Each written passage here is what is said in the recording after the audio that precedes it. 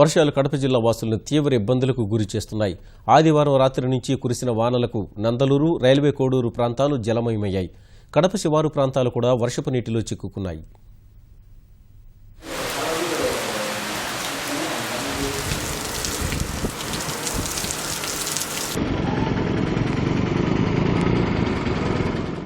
కడప జిల్లాలో 2 రోజుల పాటు తెరిపినిచ్చిన వర్షాలు ఉదయం మరోసారి ప్రజలను ఇబ్బంది పెట్టాయి.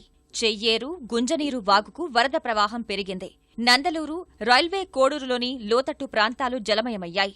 రైల్వే కోడూరులోని న్యూ కృష్ణానగర్, ఆదర్శ్ నగర్, లక్ష్మీనగర్ ప్రాంతాలు నడుములోతు నీళ్లలో చిక్కుకున్నాయి. బయట అడుగు పెట్టే పరిస్థితి లేక జనం తీవ్ర ఇబ్బందులు పడుతున్నారు.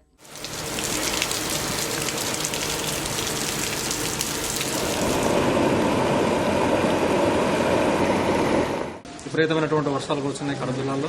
అదేవిధంగా రైల్వే కోడూరు పట్టణంలో వచ్చేసి సూర్యనగర్ కానీ, అదేవిధంగా ఇక్కడ నసరాంపురం కానీ, అదేవిధంగా హెచ్ఎంఓ స్కూల్ గ్రౌండ్ కానీ, అదేవిధంగా ఇక్కడ తోటిళ్ల కాలనీలు కానీ, గాంధీనగర్ కానీ, ధర్మాపురం కానీ అనేక ప్రాంతాల్లో ఇప్పటికీ జలదిగ్బంధంలో ఉన్నారు.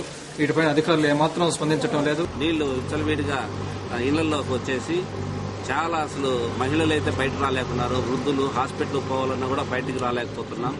వాటర్ ఎప్పుడూ లేనంత విధంగా ఒక సెలయేర్లు మాదిరి మా ముందు ఉంటున్నాయి. ఇళ్లలో కూడా నీళ్లు వచ్చేసినాయి. భారీ వర్షాలతో కడప జిల్లా కోడూరు మండలంలోని దిగువ సగిలేరు ప్రాజెక్టుకు వరద ప్రవాహం కొనసాగుతోంది. ప్రాజెక్టు ఎడమ కాలువ ద్వారా 150 క్యూసెక్కుల నీటిని విడుదల చేస్తున్నారు. మంగళవారానికి వరద ప్రభావం తగ్గే అవకాశం ఉందని అంచనా వేస్తున్న అధికారులు ఎప్పటికప్పుడు ప్రాజెక్టు నీటి మట్టాన్ని గమనిస్తున్నారు.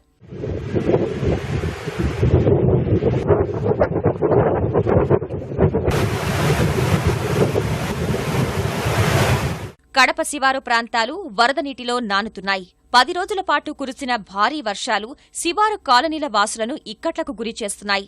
మట్టి రోడ్లన్నీ పూర్తిగా బురదమయమైపోయి జనం బయటకు రాలేని దుస్థితిలో ఉన్నారు. విషజ్వరాలు వ్యాపిస్తుండటం కాలనీల ప్రజల్ని ఆందోళనకు గురిచేస్తోంది. అధికారులు స్పందించి తమ కష్టాలు తీర్చాలని జనం వేడుకుంటున్నారు. ఈ రోజు ఈ కాలనీలో 8 మంది 6 మంది పిల్లలు చనిపోతే కనీసం వాళ్ళని పరామర్శించడానికి కూడా అధికారం రాలేదు. ఈ గెలిచిన కార్పొరేటర్ కూడా ఏడుందో తెలియదు. అనేక ఇబ్బందులతో ఈ కాలనీలో ఉండే ప్రజలు ఎంత ఇబ్బంది పడుతున్నారంటే తినేదానికి తిండి కూడా లేకుండా ఇదవుతుంది. అంత పూర్ ఫ్యామిలీ. రైల్వే కోడూరు, నందలూరు ప్రాంతాల్లో వరద ప్రభావం తీవ్రంగా ఉంది. నిత్యావసరాలు దొరకని పరిస్థితి ఉందని అధికారులు స్పందించాలని స్థానికులు వేడుకుంటున్నారు.